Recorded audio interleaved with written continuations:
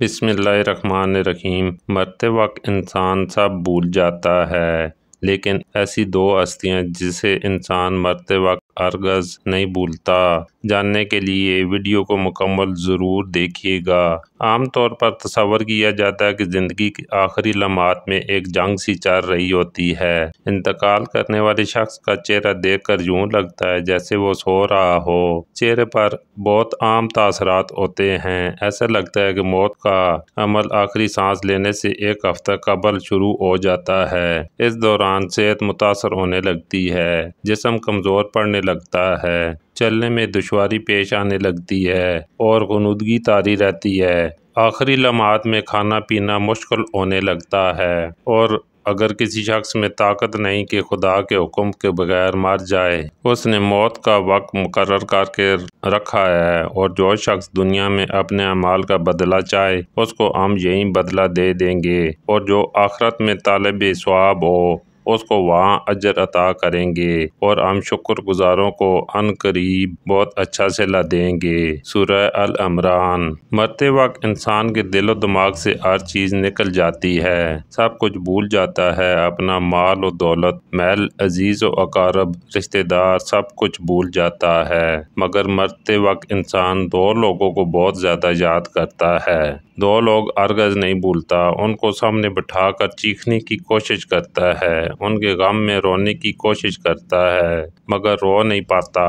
حضرت مولانا جلال الدین رومی رحمۃ اللہ علیہ فرماتے ہیں، میرے محلے میں ایک شخص زندگی موت کی جنگ لڑ رہا تھا، مرنے والا تھا، موت کے بالکل قریب تھا۔ لوگ میرے پاس آئے، بولے، حضرت ہمارا ایک شخص مرنے والا ہے، آپ آئیں انہیں کلمہ پڑھنے کی تلقین کریں، قرآن پڑھنے کی تلقین کریں۔ حضرت مولانا جلال الدین رومی رحمۃ اللہ علیہ فرماتے ہیں، میں اس مرنے والے کے پاس پہنچ گیا، اس کے قریب بیٹھ گیا، آس پاس میں اس کے دوست، رشتہ دار، عزیز و اقارب بیٹھے ہوئے ہیں۔ اب اس مرنے والے کی آنکھیں چھت پر لگی ہوئی کچھ سوچ رہا ہے۔ اللہ نے اسے بولنے کی توفیق دی۔ وہ رو کر کہنے لگا، میرے بچے کہاں ہیں؟ اس کو نہ کمایا ہوا مال یاد آیا، نہ دولت یاد آئی، نہ عزیز و اقارب، یہاں تک کہ اسے ماں باپ بھی یاد آئے۔ بس وہ کہتا ہے، میرے بچے کہاں ہیں؟ بچے دوڑ کر آئے، ساتھ میں بیٹھ گئے۔ پھر کہتا ہے، میری بیوی کہاں ہے؟ بیوی دوڑ کر آئی اور ساتھ بیٹھ گئی۔ اب کہتا ہے، تمہیں دیکھ کے میرا دل رو رہا ہے، سوچ رہا ہوں کہ میرے مر جانے کے بعد میرے بچوں کا کیا بنے گا۔ انسان جب مرتے وقت بچوں کو دیکھتا ہے، اللہ تعالیٰ جب اسے دیکھنے کی توفیق دیتا ہے، ہمت دیتا ہے، جب آخری بار بچوں کو دیکھتا ہے تو وہ یہ بھول جاتا ہے کہ میرے مرنے کے بعد میرا کیا بنے گا۔ یہ سوچتا ہے کہ میرے مرنے کے بعد میری اولاد کا کیا بنے گا، میرے مرنے کے بعد پتہ نہیں میرے ان بچوں کا میری طرح کوئی خیال رکھے گا یا نہیں۔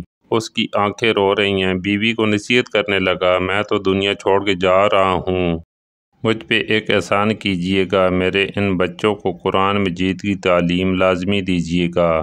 ان کے منہ سے نکلا، اللہ کا نام میری قبر کو روشن کرے گا، مجھے جہنم کی آگ سے اللہ کے عذاب سے دور کر دے گا۔ ان کو دین کی تعلیم دینا۔ ایک واقعہ ملاحظہ فرمائیں۔ حضرت سیدنا موسیٰ علیہ السلام کا ایک قبرستان سے گزر ہوا۔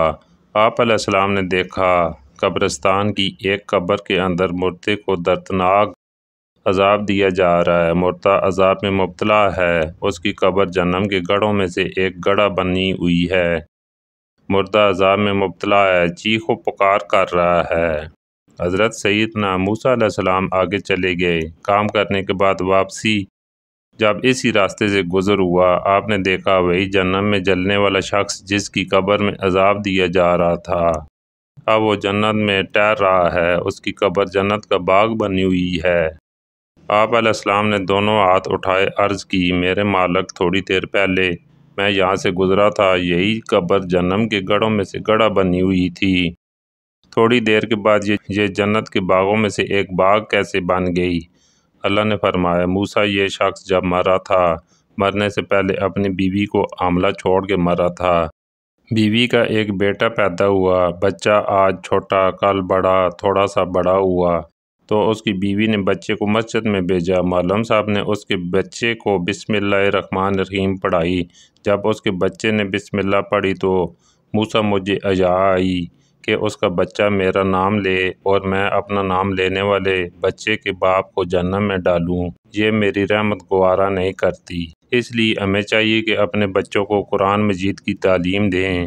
اگر تم چاہتے ہو کہ تمہاری قبریں روشن ہوں، عذاب تمہارے قریب بالکل نہ آئے، تو اپنے بچوں کو قرآن مجید کی تعلیم دینا۔ حضرت مولانا جلال الدین رومی رحمۃ اللہ علیہ فرماتے ہیں، وہ شخص توبہ کرتا کرتا یہ کہتا کہ میرے بچوں کو قرآن کی تعلیم دینا، ایک دم اس کی زبان لڑکھڑانے لگی، اس کا بدن کانپنے لگا، موت کا فرشتہ آ گیا روح نکالنے کے لیے۔ فرماتے ہیں جب انسان کی روح نکلتی ہے تو اس کا منہ کھل جاتا ہے، دونوں ہونٹ ایک دوسرے سے جدا ہو جاتے ہیں، انسان کی روح انسان کے پیروں سے نکلتی ہوئی اوپر کی طرف آتی ہے، جب دل اور پھیپھڑوں تک پہنچتی ہے تو یہ وہ لمحہ ہوتا ہے، یہ وہ وقت ہوتا ہے کہ جب انسان زندگی میں پہلی بار فرشتے اور شیطان کو دیکھتا ہے۔ یہ وہ مرحلہ ہوتا ہے جب انسان کے ایک طرف شیطان اس کے کان میں غلط مشورہ ڈالتا ہے اور دوسری طرف اس کی زبان سے اس کے عمل کے مطابق الفاظ نکلنے لگتے ہیں۔ اگر انسان نیک ہوتا ہے تو نمازی ہوتا ہے، عبادت گزار ہوتا ہے، تو پھر اس کا دماغ اس کی زبان کو کلمہ پڑھنے کی تلقین کرتا ہے، درود پڑھنے کی تلقین کرتا ہے، اور اگر انسان نیک نہیں ہوتا تو پھر اس کا جو دماغ ہوتا ہے وہ عجیب سی غیبت کا شکار ہو جاتا ہے اور انسان شیطان کے مشورے کو قبول کر بیٹھتا ہے۔ جب انسان شیطان کے مشورے کو قبول کر بیٹھتا ہے تو پھر کوشش کرتا ہے کلمہ پڑھنے کی، لیکن نہیں پڑھ پاتا۔ ناظرین، آج ہماری آنکھیں کھلی ہیں، آج ہماری سانسیں چل رہی ہیں، اس سے پہلے کہ یہ وقت گزر جائے، یہ زندگی کے لمحات میرے اور آپ کے لیے غنیمت ہیں۔ آخرت کے لیے کچھ اکٹھا کر لو، مرنے سے پہلے قبر کی روشنی بنا لو۔ معلوم نہیں پھر فرصت ملے نہ ملے، معلوم نہیں پھر یہ زندگی کے لمحے ملے نہ ملیں۔ اللہ پاک ہم سب کو عمل کی توفیق عطا فرمائے اور ہمارا خاتمہ ایمان پر فرمائے، آمین ثم آمین۔ ناظرین، کمنٹس باکس میں ایک بار اللہ کے 99 ناموں میں سے ایک نام ضرور ٹائپ کریں۔